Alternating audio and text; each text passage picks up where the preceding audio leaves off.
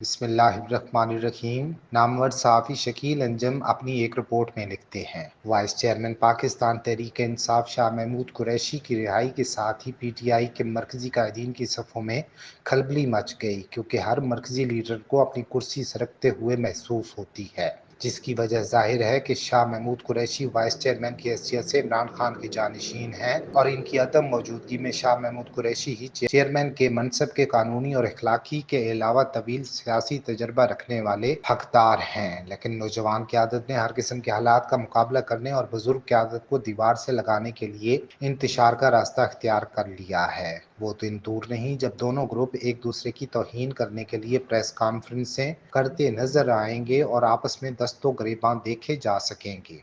इन हालात की अबतरी की तमाम तर जिम्मेदारी बानी पर आयद की जा सकती है, जिन्होंने हायरिंग और फायरिंग के तमाम अख्तियारात अपनी मुट्ठी में रखे हैं और किसी दूसरे की जरूरत नहीं कि वो एक तंजीम के हवाले से PTI पाकिस्तान की सियासत में एक अहम कुव्वत बन चुकी थी, लेकिन हालिया दिनों में इसकी मरकजी और सूबाई क़यादत के दरमियान गहरी और जहरीली तकसीम का तअस्सुर उभर कर सामने आ रहा है। ये तकसीम दर तकसीम पार्टी के मुस्तकबिल और मुल्क की सियासी सूरत हाल पर गहरे असरात मुरतब कर सकती है। संजीदा सियासी हल्के इस तकसीम की जिम्मेदारी नौजवान और इंतहाई नातजुर्बाकार क़यादत को करार दे रहे हैं, जिनकी ख्वाहिश है कि पुरानी क़यादत किनारकशी इख्तियार कर ले ताकि वो सियाह सफेद के मालिक हों और इन्हें खुल कर खेलने के मौक़े मुयस्सर आ सकें। पार्टी के अंदरूनी इख्तलाफात कारकुनों की हौसला शिकनी का बायस बनते हैं। अगर कारकुनान ये देखें कि इनकी क़यादत आपस में ही दस्तों गिरेबां है तो इनका जोश व खरोश मांद पड़ सकता है और वो पार्टी सरगर्मियों में कम दिलचस्पी ले सकते हैं। इसलिए पार्टी की निचली सतह की तंजीम भी कमजोर पड़ सकती है।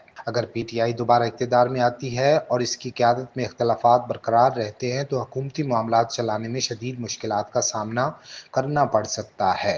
क़यादत के तमाम धड़ों के दरमियान जो 5 से ज़ायद बताए जाते हैं, एक वसी और बामानी मुकालमा होना चाहिए। इस मुकालमे का मकसद इख्तलाफात की वजूहात को समझना और इन्हें बाहमी इफ़हाम व तफ़हीम से हल करना होना चाहिए। इसके लिए एक गैर जानिबदार सालिस की मदद भी ली जा सकती है। पार्टी के तंजीमी ढांचे का दोबारा जायजा लेना चाहिए और इसमें ज़रूरी इस्लाहात की जानी चाहिए। जिम्मेदारियों की वाज़ेह तकसीम, इख्तियारात की शफाफियत और फैसला साजी के अमल में सबको शामिल करने से इख्तलाफात को कम किया जा सकता है। पार्टी को अपनी बुनियादी नजरियात और असूलों पर दोबारा तवज्जो मरकूज करनी चाहिए। जब सियासी रहनुमा मफादात की बजाय पार्टी के नजरिए को तरजीह देते हैं तो इख्तलाफात खुद ब खुद खत्म हो जाते हैं और एक मजबूत नजरिया पार्टी को मुत्तहिद रखने में मदद देता है।